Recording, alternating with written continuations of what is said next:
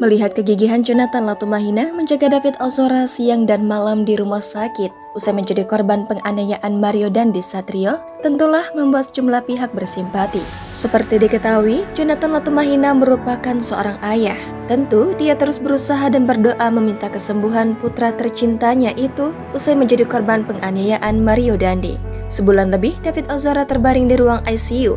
Kondisinya pun belum juga pulih seperti semula. Meski begitu, Jonathan Latumahina terus mendampingi putranya itu. Melihat Jonathan Latumahina yang setia menjaga David Ozora, seorang sahabat pun baru-baru ini membongkar perjuangan ayah David Ozora di masa lalu dalam memenuhi kebutuhan hidup keluarganya.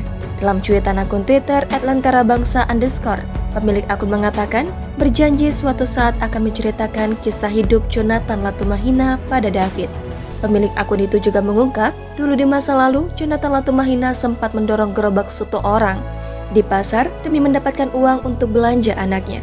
Bahkan, Jonathan rela kerja serabutan demi bisa memberi makan anak-anaknya dengan rezeki halal.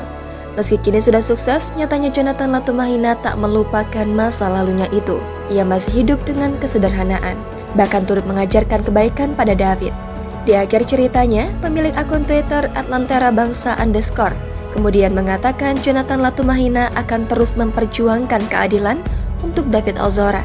Dia tahu Jonathan tak akan menyerah memperjuangkan hal tersebut. Jangan lupa subscribe, share, komen, dan like ya!